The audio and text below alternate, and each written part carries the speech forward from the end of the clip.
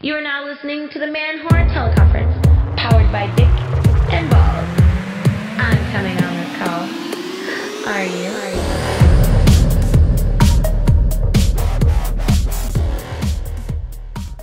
Get inside your head. I mean, that's the other side of the equation for sure.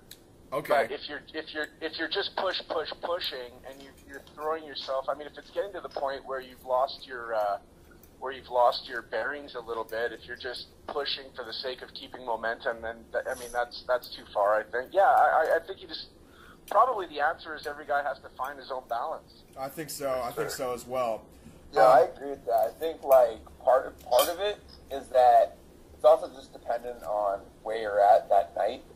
Like, if I'm going, especially if I have a little bit of momentum, on a night-to-night basis, some nights I'll just be fucking having a blast, and I'll want to approach and I won't want to stop approaching until I'm going home with the girl. Cool. Other nights, it's like, all right, I want to chill a little bit more, and you end up sniping a girl at like 2 in the morning from the bar, and you're like literally just chilling there. She's right next to you. You just turn your head to talk to her, and then it's done. Yep. So I think it also just depends on sort of where you're at, and not trying to force fit some sort of like predetermined idea of like what is correct to do, as opposed to just being a little more authentic with where you're at that Buddha, night. that's an amazing fucking point. That is so. I'm so glad you brought that up. It kind of fell out of my head. You want to talk a little bit more about that? Because hold on, just as a little intro. You're right. Guys are stuck in this idea that they got to do some kind of Hollywood-style approach, front load all their value, cock blast all their friends and enemies and A-logs. Oh my God, I'm here, and they just fucking. There's no authenticity. They're not even responding to their own body and their own emotions. And I think you obviously understand that because you're very in touch with yourself emotionally and mentally. Emotionally, yeah. Go ahead, talk a bit more on that.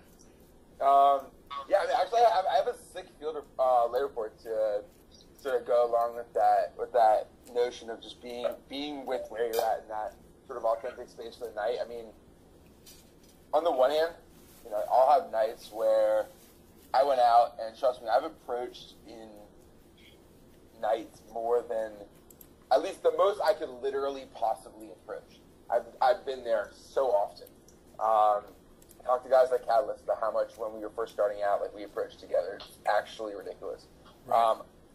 Other nights, like more recently, I went to a bar in New York, and this one sticks out in my mind because it was just so fucking absurd. Like, I went in, was just not feeling it at all. It was kind of out because I was just like, fuck it, maybe I'll grab a beer. Went upstairs, started talking to the bartender, went back downstairs, literally went into the bathroom, took just like a massive dump because I was just like, fuck this shit. That's like, I'm not disgusting. even... Okay. Yeah, it was yeah, I mean, I was just not in a good place. Went to the bar. It wasn't. And when I say that, it's like I wasn't trying to overcompensate for it. I was like, yeah, I'm not like super stoked right now, and I'm not gonna try to be super stoked. I'm gonna go take a shit. Sad one. So I go to the bar, and I'm just sitting down. One of those crazy girls, you know, the girls who kind of always want the attention at the bar, and they're like literally dancing across the whole floor, and like every guy's trying to get with them. How big is this? How big is this bar? It's a pretty long bar. It's you know, Brass Monkey in New York. I don't think I. Oh, Brass Monkey. Right in the meatpacking. It's Okay, maybe. Let's go ahead. Continue. I just had it. Yeah, that's fine. So anyway, like, she was goofing around, and I'm just staring at her, just like, I'm not in the headspace to be feeling it. And, like, you know, she comes up, talks to me a little bit. I engage back, but don't really give her much, just because that's where I was at. I wasn't at a place to be, you know, hitting it up and really, you know, doing what I would consider gaming her. Right. Long story short, ended up going back with her and her friend to their hotel room. They happened to be staying at the Standard Hotel, which was awesome logistics and kind of lucky. But we ended up going back, and I fucked her in the bathroom while her friend slept in the bed. That is awesome. Did they only have one bed? Yeah. it was just about being authentic to where I was in that moment. Like, I was kind of not feeling like a kind of guy who wanted to go out and approach and hit. So I didn't. I went and took a shit and sat at the bar by myself. That's excellent. That's very excellent. What you're hitting on is that level where guys have to be authentic no matter what place they're at and learn to game from that place. One of the big leaps I made was learning how to get laid from, you know, burning coal versus raging brush fryer versus I'm letting my buddy lead and I'm kind of banging a girl on the side. Or the low-key bar game where, yeah, I put up that thing where I had sharded my pants in the club. I love your line. I wasn't in a good place because, no, I was not in a good fucking place. And I was like, well, this is chill, bro, very chill. And, you know, we pulled. I don't want to interrupt and talk too much, but, like, just going off that point, like, when I say, like, I wasn't in a good place, you know, I took a shit, went to the bar, like, sat there. I mean, let's get one thing straight. Like when she engaged me, I was very much aware of what the fuck I was doing. Like, I understood, I was conscious of the fact that I wasn't in a good place. I was being authentic to that, but I also, when it came time to start gaming her, there's a reason I ended up back at their hotel room in bed with both of them and then fucked the friend in the bathroom. Like, It wasn't just happenstance. I was still in a place where I was willing to game. Yeah. It wasn't just like, you know. Yeah, so. That is. So what happens there is a lot of guys. There's a lot of companies, a lot of coaching companies where they don't really know the actual breakdown of how game proceeds, and so a lot of their shit's based on momentum. You got to be drunk. You got to be out of control. You got to make the girl completely. She's got to lose her mind, and then somehow you end up back at her place with her, and you guys have sex, maybe. Whereas what you described was that low-intensity game, which means that you understand how game works, and you can execute from whatever place you happen to be at, which is, you know, kudos to you. That's another benchmark of game. So excellent stuff. G-Money, this was your original question. Does this make sense to you? Are you kind of getting some light shed on some areas here? Yeah, I mean, I just kind of wanted to hear your guys' stories. It wasn't as much for my learning. Obviously, oh, come on, everybody's learning, fucker. Everybody's got an ego about, I'm not learning, I don't need training, oh my god. Don't worry about that, just fuck it. Well, no, I'm not saying that exactly, but yeah, I mean, I just wanted to throw it up, and honestly, I was more interested in Evil Stifler, since you've hung around him so much. Is he doing anything in regards to text game? What is he doing? Is it anything special? Is it just trying to get the meetup? Is it, you know, what's his style in regards to that? You know, it's interesting. I don't know shit. I don't know. Okay, no, that's not true. There was this period of time where Jimmy was in like Stellar Balls mode, and he was calling me every day, sometimes twice a day. And he was in San Francisco, and I was in San Diego or Vegas, and he would just be calling me to talk on the phone. So he's one of those guys. You got to understand, Jimmy is a little bit behind the times. He just jumped on Facebook. He doesn't know what Tinder is. He's the guy. He's the guy with boots on the street, on the ground. You know what I'm saying? He's not doing the whole online thing. I asked him, like, do you have a Facebook? He's like, why would I have a Facebook? I was like, okay. That was like a year ago. Now he's got one. So he's a guy that's all about talking on the phone. Because in the end, you have more of a connection with the girl. She can hear your voice. You guys can talk about things, flesh things out. And so I know to a certain degree, you know, he just was like, he probably would call me and then call 5 other girls. And then that was the way he ran things, okay? So yes, for Jimmy, you know, Jimmy's got his things where he's got money coming in from doing some, like, you know, shady business or whatnot, or whatever he's got going on. I'm just making a joke. But his purpose in life is the next hole he's going to fill. And so that is, you know, he does spend a lot of time talking to people on the phone. Does that make sense? Yeah, that makes perfect sense. Okay, the other thing about guys like myself, I actually learned this from Jeff, And when I realized what I was seeing, I was like, oh dear God, I should have known. I should have realized this a long time ago. There's this huge faggotry going on in the community where everybody's like, you can only text her 1 text per text, and you have to wait an hour if she wait. Yeah, and that's fucking stupid. Right. Yeah, I do rapid fire a lot. Perfect. I use that a lot. What are you doing with rapid fire? What's the point of that? What's that doing? You know, honestly, I like to. The thing is, a lot of guys, instead of me texting like a paragraph, I'd rather break that up into 3 short, concise statements sometimes. Okay. And what that's doing is the girl is seeing it. I mean, she's seeing it in the same order, obviously, but it's just sequentially the statements hit her differently than reading the whole paragraph, if that makes sense. It's true. And what else are you doing? What's the difference between, let's say we're on the forum, because there's some reflections from the forum. Let's say you open up a post and it's one long block of text versus something that's broken up. You know, you've got better readability. But the most important thing, which is something that you brought up already, is you're creating momentum. Sure. And Garrett, are you on the call again? Garrett? I mean, Buddha? I just fucked that all up. He might have got disconnected. Yeah, I tried to add him back on. Let's see if that worked out.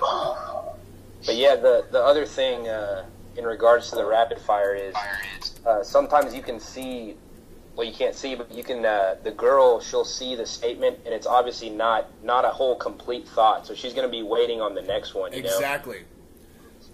You are artificially creating momentum. Sure. It's a higher form of communication too. Like you can hit on different emotions faster. Yes. Yes. Who was that? Was that Eiswalheim? Yeah. Okay. So yes, a lot of the training program for you guys that have been involved in it, you understand that you learn to take actual control of the emotional material and content happening. And same thing, this is a perfect example of your ability to just take one single message and break it up in a different text so that it hits.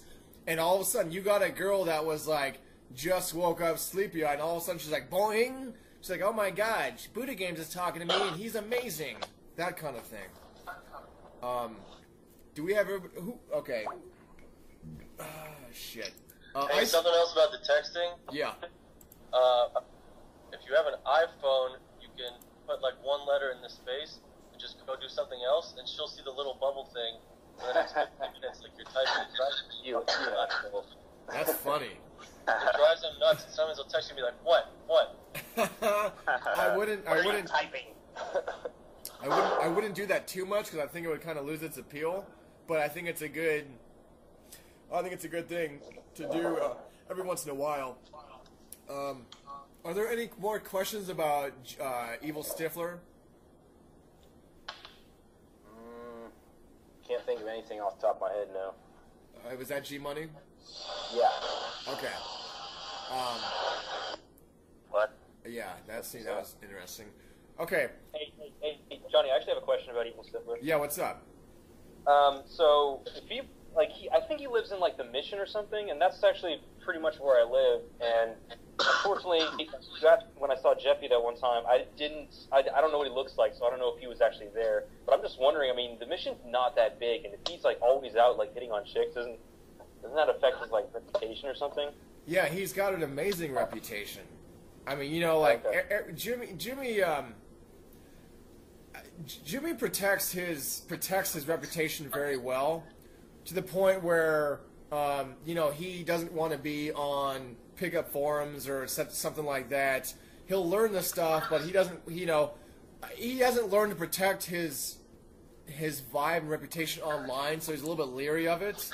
But do people know that he fucks a lot? Yes, of course. They also know that he's a fucking masseuse, a very good one. He's usually got some kind of interesting type paraphernalia on him that involves smoking or snorting or whatever.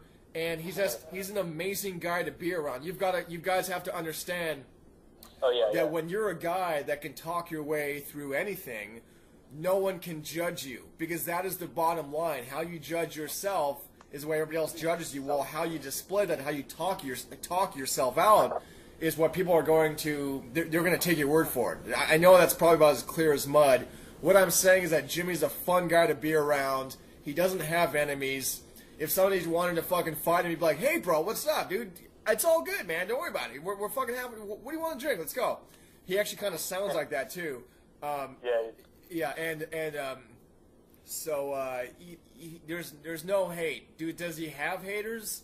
Sure, but for somebody to be able to hate on Stifler, it means that they have lowered themselves to such a state of negative energy that they've polarized themselves from everybody else as well. Does that make sense? It's a very important point to make.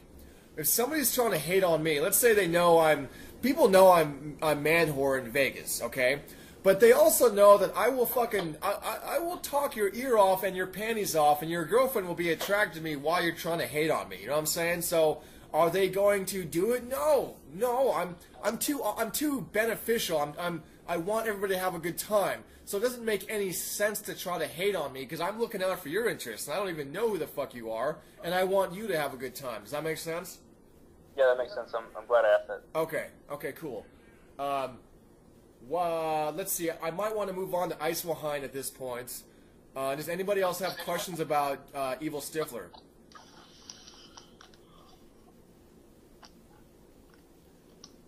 Nobody? Hey, G-Money, give me a soundbite real fast. Yeah. Okay, so that's you. Do we have Dark Rain on the call? Yeah, I'm here. I think my mic. You motherfucker! We've had a British guy on the call this entire time. You weren't. Fuck you, man. Yeah, I thought we needed some British accent in there. Okay, give me an intro real fast. What, me? Yes. Yeah, everybody does an intro. It's okay.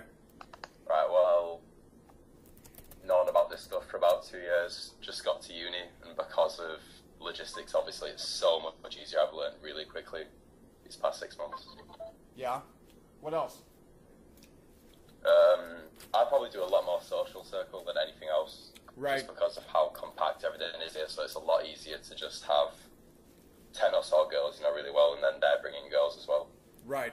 So I probably only go and talk to strangers, like girls, probably once a week, because there's not really the need to. Right. That's true. Yeah. Something interesting for you, as far as Evil Stifler's concerned, as far as I'm concerned, guys like myself, Stifler, a couple other guys, we're able to have a large social circle like you have and still have sex with plenty of girls within that circle. The way we do it is, and you're in it already, and I'd be curious how you are playing it off, but you can just be this very friendly guy that has sex with girls sometimes, and everybody knows about it, and it's okay because it's your identity.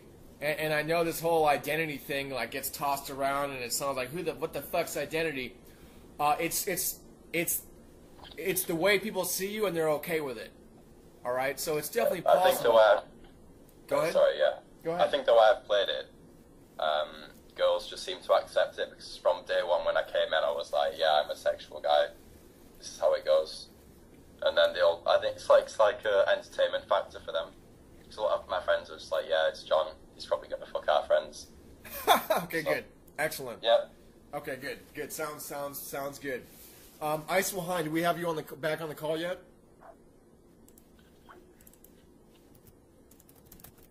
Jesus Christ. Okay, we don't. All right. Let's get to G-Money's other question as far as persistence. Archangel Balls, are you there? Archangel? Yeah, I'm here. Okay, homie, so this idea of persistence, I know you probably hear that and you're like, I think they're kind of referring to something else, but they're not quite getting the wording correctly or the idea behind it. Do you want to talk about that at all? Well, I mean, I don't understand what they're talking about. Like, persistence over the night, persistence with one girl, persistence with just, like, getting fucking laid. The question was how to use persistence to get laid. And I think that really defines it very, very specifically what they're referring to. Well, the thing I want to talk about is that, in my mind, if you don't use persistence, you're only going to get the girls who choose you, and you'll never go after those girls that didn't choose you at first. That's true. And that's what I'm really interested in right now, because I'm at the point where girls pick me, and it's like, all right, that's cool. I could have sex with her, but I don't really feel like it. I want to go after this other girl over here who's hotter and kind of a bitch or whatever, but who I want more. And for me, persistence is just... It starts right at the beginning. Like they say, like the close starts at the first second you open your mouth in terms of selling. With the girl, she has to see right away that you're stepping up to her with that intent that you're going to bang her that night. And then from there, you just proceed as if you know it's going to happen. And you just execute the program and keep at it. And when little roadblocks come up, so what? You go around them. Okay. What are some supplements to that? Or just talk some more on it. Some supplements to what? You said you and her know it's going to happen, and you just go for it. What are some things that happen where persistence or what they're getting at comes into play and supports that? Well, I mean, like, personally last night, I ran into my buddy, and he's like, hey, you want to go meet up with these two girls? I'm like, sure. And at all sorts of little places, people were putting kind of little barriers in between me getting a chance to fuck her. And a few of the times, I just pretended they didn't exist and just rolled right over them. And other times, I, like, backed off, did my own thing, and then, like, re-entered the situation again in a minute. At one point in time, I got around the obstacle by just being like, fuck this, I'm taking the lead, and just told everybody what we were doing. And that's when I led the girls back to the hotel room. And then inside the hotel room, all these silly little things were coming up, and I just kept, like, I'd talk to my friend or pick up my phone and go to somewhere else or go walk on the hallway and come back to the hotel room. But each time, I knew I was going to go back there and re-engage. And I didn't fuck her. I got my fingers inside of her silky smooth vagina. But I just was like, this is going to happen. Like, I ended up not fucking her because she got too drunk, and that was another issue. But it was just like, this is going to happen. I'm going to keep moving this interaction forward at all times, even if it might seem like, oh no, I backed off for 5 minutes, what's going to happen? Okay, yeah, hold on real fast. You bring up a very interesting point, two of them actually, and I think this is a very big part of the equation. Because a lot of guys that hear persistence, they hear this idea of plowing, and they're like, I gotta go, and harass everybody until they get me arrested by the cops. And I've been out with guys where they had the cops called on them, and I was like, and I literally had, like, we're all having fun, they're being retarded. I'm like, all right, fellas, we're going to run now, and we're gonna cut around this corner and then head into that little bar right there and hide. And that's actually happened. And it's because guys are like, plowing, motherfucker, yeah. And it's just like, whoa. So what you described was a rhythm of you coming and going. This is fractionation. This is high-value behavior. There's always going to be an ebb and flow to the attention a high-value guy will give the people he's with. A high-value guy is a mix of extrovert and introvert. He's a leader. He's got to take things in and then sometimes put things back out. And so you had this ebb and flow, which is great. The other point you mentioned is that sometimes you're like, fuck it, I have to take complete control. And this was something that I know you really are getting a solid grasp of. You went through the training program and you're a promoter now. So let's talk about group dynamics and how that plays into persistence and the whole rhythm thing. Well, honestly, with the girls last night, it was mostly just me reading their energy properly and then responding based on what was going on. So if their stubbornness was like a withdrawal or a passive resistance, then I knew I had to elevate my energy and then project onto them what I wanted to happen and then make things happen. That's beautiful. Beautiful. But if it was like they were coming at me, then I would just have to withdraw and kind of make them notice that there's a vacuum now, and then respond accordingly what their next move is, if they try to fill the vacuum or if they follow my lead, like that sort of thing. Beautiful. Beautiful. And that's what I was doing last night. Like I said, I didn't bang her, but for fuck's sake, she was fucking hot. She was not interested in me at all in the beginning, and I just escalated on her really smoothly. Well, just to make the point, tell everybody how her night ended. Oh, she got wheeled out of the club by security because she couldn't walk. In a wheelchair. There you go. Okay, so you made a couple of beautiful points. I'm really glad I'm recording this because you nailed a couple things. How a lot of guys don't give themselves permission to lead on the level. I think a lot of guys would just shut the fuck down, turn their backs, and walk away from the community if they had any idea the level of leading we're talking about. You're talking about, okay, fuck it, I gotta take over the entire group. Let's talk about that real quick. Give us your take on that. Without getting too nitty-gritty and proprietary. JK. Well, look, man, easiest way to relate this to is just promoting, since I have to do it for my job. But step one is reading where the girls are at when you're coming towards them, and then kind of tailoring how you want to approach it based on where they're at. So, I mean, sometimes there's just an easy joke, like one of the girls is wearing a stupid hat or a wig or something. It's just an easy joke, get them laughing, convince them that I'm an authority on whatever I'm going to tell them to do, and then just literally start walking sometimes so they physically have to follow me. Okay, you went over like 3 golden points really fast. You can't fill in some blanks for us, because some of the guys are like, what? You know, I know at a certain point, even as a military officer, I'd wade into a group of girls, and this, you know, a few years back, and I'd be like, okay, I'm just going to talk to these 2 girls and just try to ignore everything else going on and hopefully it doesn't fuck with me. And then I'm just like, fuck this, I have to become big enough to just, you know, like to softly dominate, to playfully dominate or endearingly dominate the entire group. And you obviously have a pretty solid handle on this, so let's talk about that real fast. The biggest thing that's come to my attention recently is you have to find out like what the pecking order is in the group and kind of deal with that accordingly. So if there's one bitch who's the head bitch in charge, you have to approach her and let her know that like you're cooler than she is, and you know more of what's up, but you have to do it in a really playful way so you don't piss her off too much. How do you do that? I'm funny as fuck, so like it's really not that hard. But sometimes you just have to abuse them until they give in too, and that's kind of a fun little game. Okay. But in terms of the humor part, like, I don't know, I'm just present to the moment of what's going on. It's kind of like I just look at the environment and I'm like, there's got to be something funny about this right now. I'm in Vegas, you know, whatever.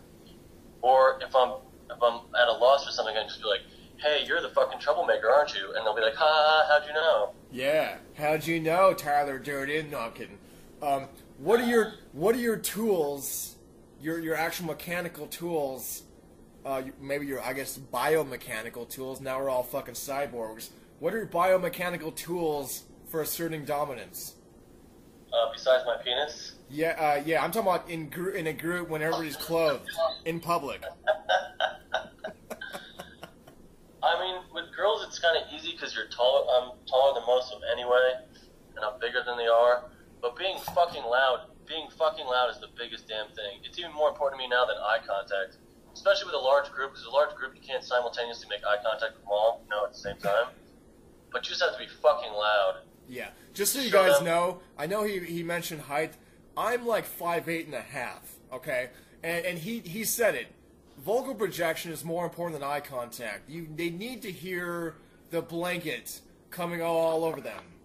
Okay, I didn't even mean to make that pun, but it's a very good pun. Okay, go ahead, Archangel Blitz. Look, man. There's one other thing I do. I don't believe rejection exists. It's not a fucking thing to me. It's like you just didn't do your job right, but they're not rejecting me. I blew myself out. Like, that's the only way you can think of it. But that aside, that like mental reframe aside, fucking 67 out of 85 groups, if you just are fucking loud and let them know that like you know what's up and you're not just gonna leave right at the moment. This is the only time that I think plowing is okay. When like you're just like, these bitches are gonna fucking laugh at me or else. Yeah. And sometimes it takes 10 minutes to get through to them, but the whole time like I established like this back and forth like banter and shit, I'm just like, you're going to submit to me. You don't really have a choice in this matter. And most of them fucking turn around pretty damn quickly because I'm loud and I'm not going away. Yeah. Like, go ahead and fucking call security if that's what you want to do, but I'm not leaving until one of you makes a decision. You're either coming to my club or you're giving me your number or you're not.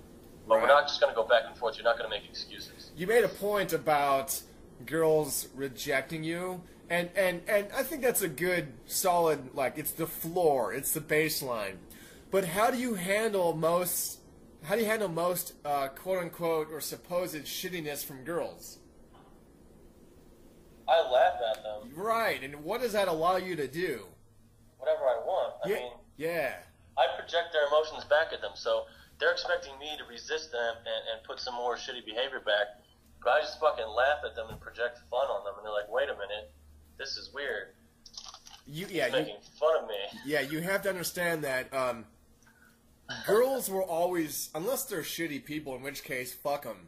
And you know, some of you that know me personally will know that if there's a shitty person, I will just be like, hey, whoa, whatever.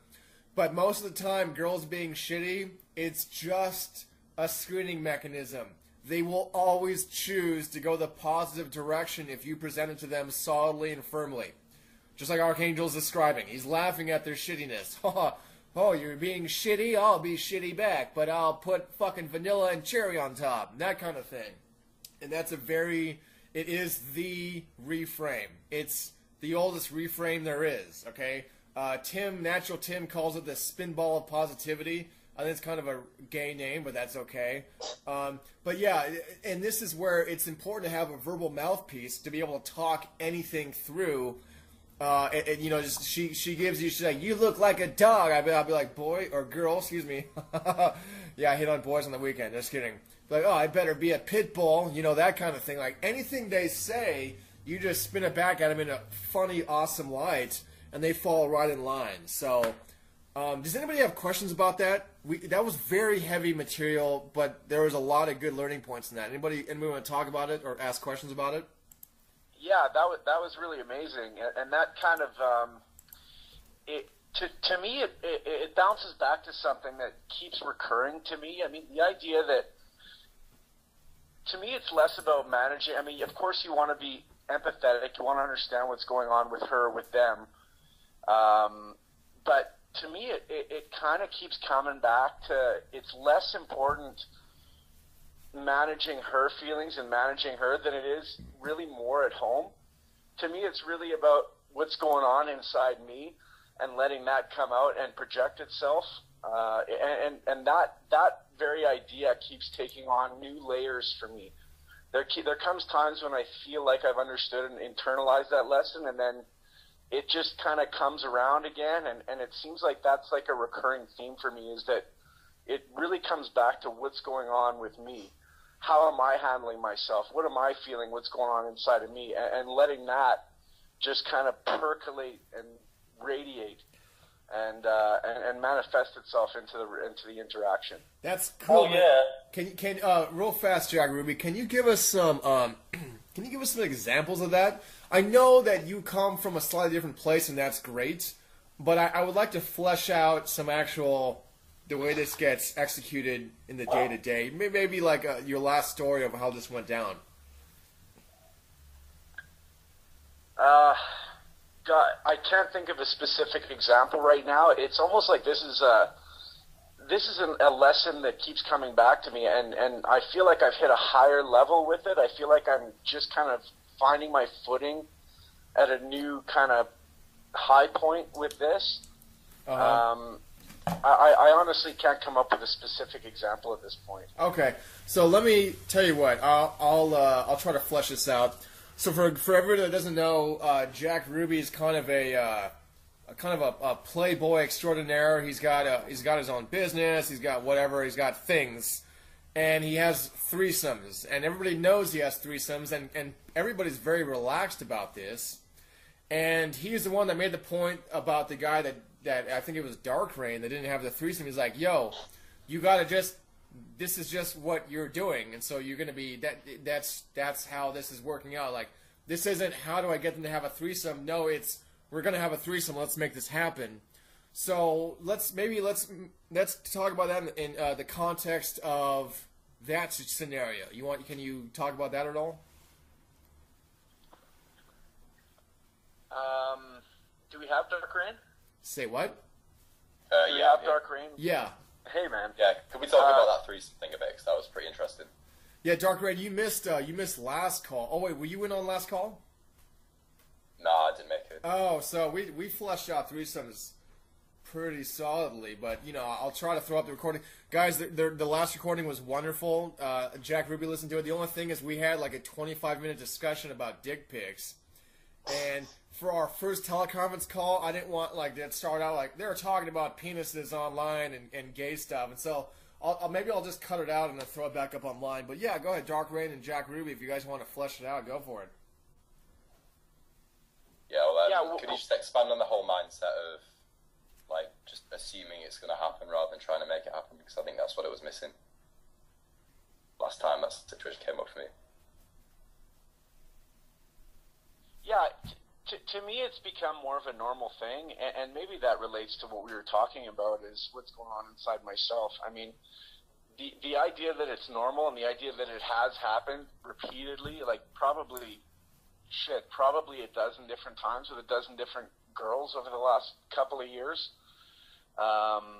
It's not that big of a thing, and it's something that's become fairly normal. So for me to be isolated with a couple of girls, it just goes down like that.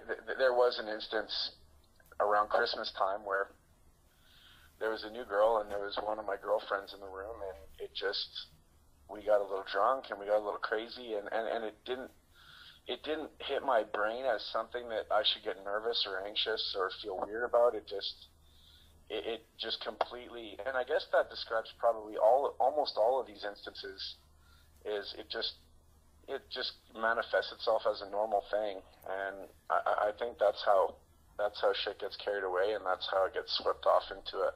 Right. So I'll bring up a couple important points here. When this is normal for you, you're not thinking about it in terms of how do I escalate on this one chick and get rid of the other girl. You're escalating on both girls very normally, and they see what's happening.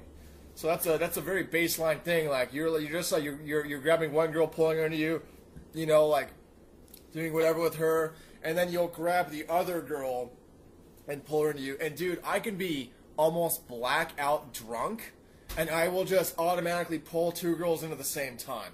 Okay, so that should tell you something about the baseline thing going on. And I will just naturally grab two girls at the same time. Darkman, you have to understand that threesomes are a very high value thing. What percentage of population have threesomes? Less than 1%. Which tier of the male population do those guys exist in? The top, okay? So when you're grabbing two girls and pulling them in, you're automatically signaling that you're a badass. And you have to understand this. The other thing, the main thing that Jack Ruby is trying to communicate, and Darkman, you're not really understanding, did everybody see that movie with Joseph Gordon-Levitt with the bicycles? And they were the messengers in New York City? I know what you're talking about. It's called Premium Rush. Premium Rush. Okay. So Joseph Gordon-Levitt removed his brakes from his bicycle. Okay? That's incredibly significant to what we're talking about. Let's look at it this way. Let's say you're on your fucking bicycle. You have no brakes. You are speeding towards a busy intersection. If you have no brakes, what can't you do? Brake. You can't. Right? You can't. Fuck you. You can't brake. You can't stop. You can't slow yourself down. What must you do? You gotta speed up. Not necessarily speed up. Well, what must you do? You gotta find a way. You gotta find a way. You've got to. This is happening, motherfucker. So your brain is no longer split between two different alternatives. Do I stop and go for this one girl right here and try to get isolated from this other girl? No, motherfucker. We're making this happen. And so Yeah, you've taken that's an amazing analogy. Yes, you've taken away. That's real good. You've taken away all other possibilities. Will you have that threesome? You goddamn right you will. You also have to understand. This is funny. I know Jack Ruby made this point a couple weeks ago. You can't fuck it up. You can't fuck it up. You can't try to pull a threesome and get a reputation as a creeper. It doesn't happen. It does not happen. You can walk up to the girls in the club all night long, the 2 sets, be like, are we having a threesome or what? And even if they're cousins, and I know this because I did it, it's okay. They're like, we're cousins. I'm like, well, that'd be kind of weird, but okay. You know, and they're like, and they just laugh, right? You can't. There's no creeper, sexual predator status assigned. You're way too high value, okay? So just go for it. Don't fuck it up. And Dark Rain, your biggest thing is that you didn't give them anything to play with, okay? I was telling Archangel earlier, your dick is something for that grounds them to the situation at hand. It's if you don't ground them to your dick, which is like it's like the ground wire for your battery for your car or for the fucking electricity in your house. You're grounding them, okay? They have a dick to hold on to. Otherwise, they're going to be floating off into the fucking sunset with they're girls, right? They don't want to lead sex. They don't have that drive. They need to be put through an experience. So, Dark Ren, you need to give them your fucking dick, man. You know, like, here's the thing. Let me ask you this. If you don't have your dick in the equation and you're trying to possibly have a threesome with 2 girls, what are they thinking? What are they thinking? They're probably thinking it's not completely serious, and probably by me not making a decision straight away, that's the decision in itself, and it's telling them this guy is not comfortable going for it. Okay, that's probably the main one, actually. What's some other ones? Also, I would think that they're probably anxious and wondering if your dick's going to come out. Okay, that's probably true. They're worried about it, and if you take that off the table, if the dick comes out, then that's no longer something to be anxious about. Yeah, very true. Very true. This guy is a lesbian porn producer. Who is? I'm saying that's something they might think. Oh, okay, yeah, sure. Okay, you kind of made the point. Hold on, you kind of went there. What else are they thinking? You just said it. What was the L word? What was the L word you used? Lesbian, yeah. Yes. Do threesomes have to be lesbianic experiences? No, absolutely not. Fuck no. But the generalized stereotype assigned to threesomes is that the 2 girls are at least bisexual, and that is bullshit. I bang straight girls next to each other. I don't make them go down on each other. I don't give a fuck if they want to eat each other's pussies or not. That is not part of the equation. But if you don't, dude, Dark Rain, they were afraid of the fact they'd have to go down on each other, and they didn't want to. When you take your dick out, they're like, oh, well, I know what to do with a fucking wiener. But when you don't have your dick out, they're like, I don't want to go down on a girl. I'm not ready. Dude, you don't have to have these girls be bisexual to fucking both at the same time, okay? They can have their faces pressed neatly together as you bust a nut on their faces, okay? That's how it goes. And that's an incredibly important point. Girls have all this anxiousness. They're so afraid of social awkwardness. You have to define the boundaries so that they can know what's happening, what their role is, and then you have to tell them what to do. Cool? Yeah, that's made things a lot clearer, cheers. Okay, wonderful. I don't disagree with any of that, but I do believe that for some girls, that is part of the excitement, part of the adventure. I have had I have had a lot of girls that were in their first time lesbian experience with me, and I know that was part of. Anyway, not to disagree. No, with I know it's a wonderful thing, and I fully agree with you. But how does this? There's perfect symmetry between those two.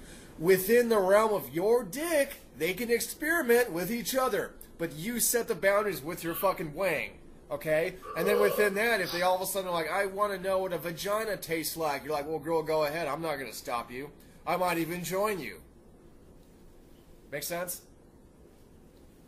Awesome. Okay. Cool. Yeah, and you're Jack Ruby. You're right. You told me a story, and I've got the same story where a girl's just trying to get at another girl, and she just used you as an excuse, right? Yeah. Yeah. I've literally had to fight my your way in. Yeah. Right. Cool. Okay. I've learned that lesson though. That's happened a couple times where the girls are almost too into each other. Yeah. That's hot. Yeah. I've It's definitely. hot, but it's a problem nonetheless. Yeah, I know. I've definitely had to. I had this one girl. She just was like devouring this other girl's pussy, and I was like, yeah, I'm not involved anymore, and that's not fucking right. So yeah. By the way, I did overcome that though recently. I did have that thing happen, and the answer is just to get fucking. I mean, one of them has got their ass in the air. No shit. Or their faces fucking, or like, yeah, fucking slapping with your cock in the face, fucking, there's a vagina showing, whatever. If a girl's got her face buried in another girl's pussy, she's not gonna mind if you stick your cock in her. Yeah, that's true. Or the other girl getting her pussy eaten for sure. For Dark Reign's benefit, for everybody's benefit, why don't we talk about some finishing moves as far as two girls at the same time? How do you initiate? Well, the initiating kind of happens really early on in the interaction for me. For me, the whole foreplay kind of starts in the bar, as I've said before. It starts with, I think most of my experiences have been some kind of intrigue over me escalating on both of the girls at the same. As you said, that's a high value thing when you're able to escalate on two girls at the same time. So, to me, that's kind of the initiation. So by the time I pull, it's usually somewhat of a foregone conclusion that I'm going to at least take a crack at escalating on both of them. Okay, that's interesting. Okay, so what about actually? Who's fucking washing their dick off in the background? Okay. Sounds like a bong. Say what? Sounds like a bong. Sounds like someone's ripping a bong. Oh, dude, that sounds like a really good idea. Just kidding. Okay. So, okay, Jack, that's a very good point to make. Do you do anything? Like, okay, so I'll just go into what stuff I like to do. I like to pick up one girl and stack her on top of the other one. I got something. Okay, go ahead. I used to think that it was good to be between the girls, but I don't think that anymore. Whether it's in bed or whether it's on the couch, I like to be sitting on one of the outside. Yeah, me too. Me too. I used to think it was really boss to be in between and have a girl on each arm, or even sleeping. Like, sleeping actually sucks between two girls, because if you got to get up and take a piss, yeah, fuck that. You got to climb. Yeah. And that's bullshit. Yeah. So yeah, I like to be on the outside, because that way you can reach across, and that to me that's a better logistically place to be. Yeah, I agree with you. I think this is where the high value trait of a certain level of selfishness. Not only do girls recognize it, but it smoothens out your physical and sexual escalation the way you handle them. So yeah, I'll sleep on the outside. I will escalate on the girl farther away from me, and the girl in the middle is the fucking cream in the middle. And boy, is she having a good time. Boy, is she having a good time. That nails it right there, because that way you got. If you're escalating from outside to outside, you're absolutely right. The girl in the middle is excited anyway, so she requires less attention because she's right in the middle of the energy. Right. Let's see. I like to take a girl's, like, I'll literally rip their shirts off of them, and it's interesting because you can get away with some very, very I don't know what the word is for this.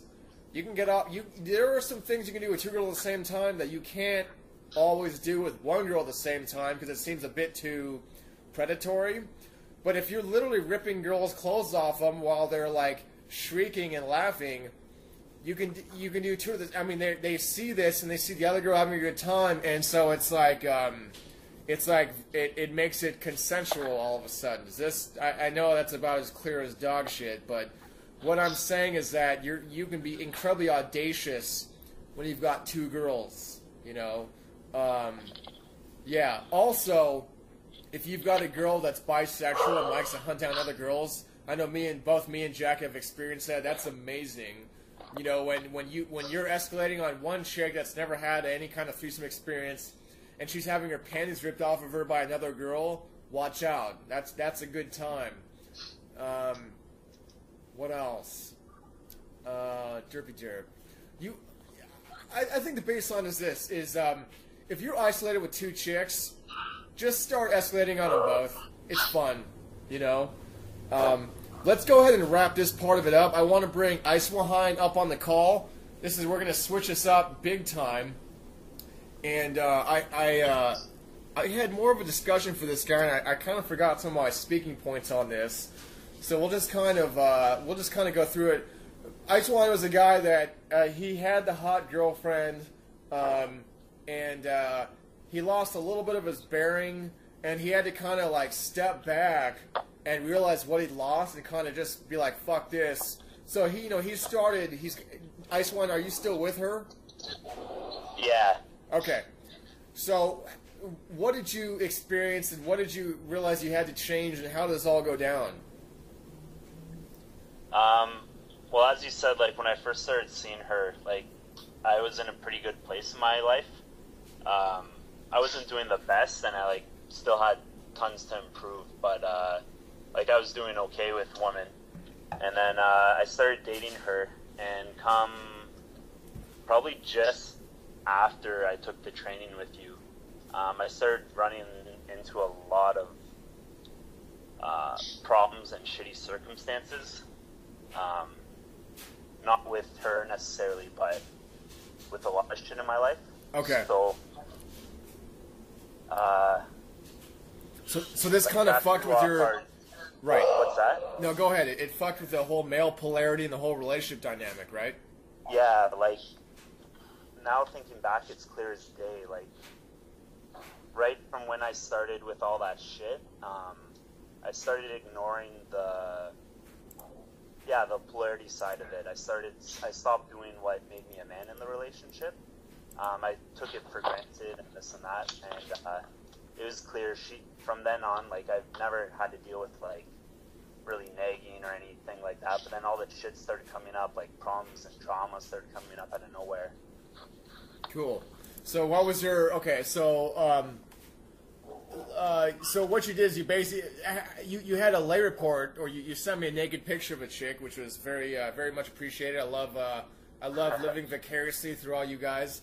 So how did that go down? You want me to talk more about the relationship dynamics into that, or? Well, just break down real quick the lay report, and then we'll kind of go more into the relationship dynamic. So, I got back Tinder like last week, and she was one of the first girls I got a number off of it. So maybe a week ago. So she was very lame over text, like kind of apathetic, wouldn't really give me anything to go off of, but she replied, so I just kept texting her, and eventually one night, right after I banged my girlfriend, she was texting me down to meet up. So for whatever reason, I met up with her, and within 20 minutes, I had her on my bed. Nice. It was very, like, she did not expect to have sex at all that night, so she wasn't just calling me for a quick lay, but that's what happened. How'd it go down? She met me at a subway station that I got off of 5 minutes from my place. So from then I pulled a Manwhore, I pulled her in and gave her a kiss on the cheek. Nice. Which she wasn't expecting. Like, she was a little shocked, taken back by it. Cool. So we just walked to my place, chit-chatting about shit, getting to know each other. And then I have a feeling, she's a broke college student, I have a feeling she just wanted to have a couple of drinks before she went home, to be honest. So I poured her some drinks and we just chit-chatted on some chairs. I was touching her leg, grabbing her. And then I just started kissing her, and within 5 minutes, things were going. I moved her up over into my bed. Nice. One interesting she said too was we were kissing on the chairs, and I stood up and I pulled her up by her armpits. But I don't know, like, I think it was kind of obvious I wasn't trying to lift her, so I don't know if she was trying to hint at it. But she goes, "You can't lift me." And I'm like, what the fuck? Like, she's 5'11", but she's pretty tiny, so I just hoisted her up into the air. Gorgeous. And that was a first experience for her. She's never had a guy do that to her. Yeah, there's a reason why they call it picking up chicks, because picking a girl up is one of the most powerful moves you can make, and it's fucking hilarious that not every guy's doing it, and it's just because they need to fucking go to the goddamn gym. But yeah, you probably just... when you picked her up, that was probably it. That was probably the move that surrendered her, and she's like, whatever this guy has in mind, I'm down for it. Then you fucking sent me a picture. Yeah. Right after I did that, like, she wet herself, and then I threw her on my bed after I spun her around, and then threw her onto my bed. Oh, so you gave her vertigo. Good move, bro. Yeah, made her dizzy and confused. Right. Then, right after that, I threw her onto my bed, and it was like we were just briefly kissing before that. But it was when I threw her down on my bed is when she realized sex was going to happen. Nice. Because right away she started bringing up, I think, what'd she say? Frick. Cody, where were you? It goes like, 1, I'm not wearing any panties.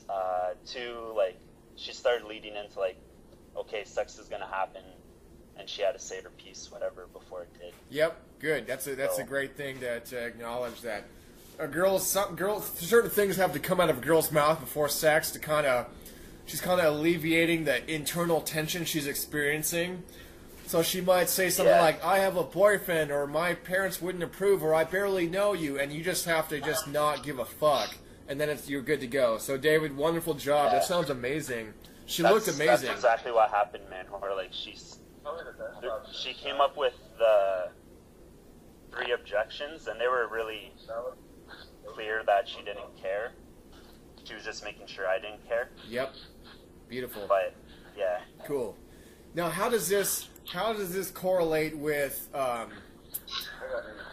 changes in your relationship right now?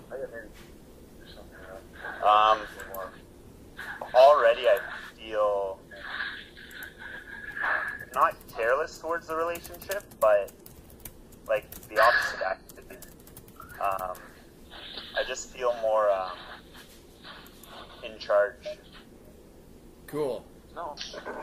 Hey, I don't really know. Jack Ruby, shut up. You got shit coming up in the background, homie. Hey, Ice Wayne. Yeah. Would you say you just feel more grounded in general? Oh, for sure. Definitely. How is this? Cool. As far as, so now you're grounded and you say you don't care less, you care more, which that really resonates with me. How is this changing the way you're actually treating her or certain relationship dynamics? Well, I dipped into scarcity for sure before this. Now I'm out of that, and yeah, I just feel I'm more in charge, able to take care of her. You know what I mean? Yeah, that's awesome. Like, even small stuff, like before, right now, like, I only see her probably twice a week, just because of our schedules. So, instead of getting, I don't know, sometimes I'd get, like, depressed or mopey or, I don't know, not even that bad, but just not be a cool guy when talking to her, or texting her, or sending her funny shit, whatever. But now that I have the abundance back, like, that's all I've been doing, basically. So we haven't really seen each other since yet, but I've already noticed a big change. Dude, that's awesome. I'm really pleased for you. And it's interesting that it's interesting that everybody tries to dog on guys that bang strange pussy outside of the relationship when it's the thing that allows relationships to succeed and sustain themselves.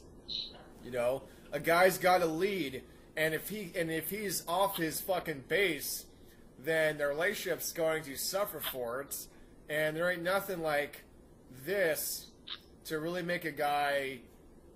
It's funny because people will be like, "Well, you're not pursuing your career strong enough." Shut the fuck up. You know, it's like, come on.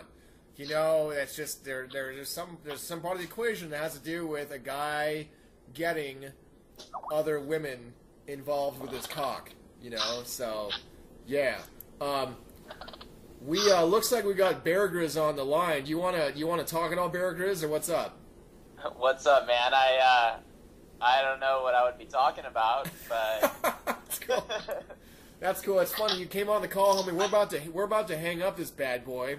I thought we had an amazing discussion. Does anybody want to add anything before we go? yeah, what's Evil Stiffer like in a sense? In sets? That's a good question. Yeah, that's a good question. Nobody asked that yet. He's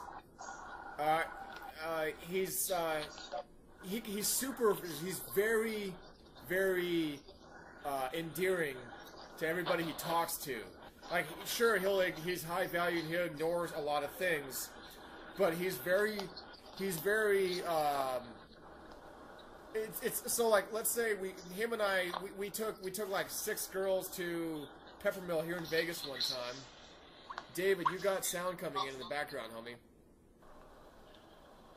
Better? Yeah, I think so. And so him and I just became part of their group. Like, we all the dialogue they were talking about, any kind of conversational thread that came up, we just talked about it. We were laughing. We were having a good time. And so Stifler can play along with any kind of girl emotion that comes up. Okay, and this is a big deal. It's not about being stoic or James Bond. Stifler is actually the exact opposite of that. I'm more of a kind of like a shaping force. Stifler's more the guy that will take whatever's directed at him and kind of like try to dance with it, you know. So, and I've noticed a lot of really good naturals are like this. A lot of guys that came up in the game outside the community that have a lot of experience with girls, their energy is very much in line with the feminine energy, and they play with it really, really well. And that's what Stifler has in spades. And I think that is actually very counterintuitive. I think a lot of guys just assume Stifler's some kind of like asshole that puts girls in their place all day long, and he doesn't. It's not like that. So yeah, like, you know, him and I can talk a girl's ears off and their panties off. That's how we do it. So, yeah, motherfucker, yeah. What's up? Yeah. All right. Sounds good. Okay. All right, fellas. If we don't have anything else to add, I'm gonna cut this bad boy. I just finished one of my coaching students. I have to start another one now. So I gotta go. Anybody want to add anything real quick? YOLO? No? Thanks, homie. That was awesome. Appreciate it. Yeah, man. No problem. Yeah, thanks. Yeah, sure. All right, fellas. It was good to have you all on the call. Thanks, UK Dark Rain, for showing up, and we love you long time. Peace in the Middle East. Boys. Later. Peace.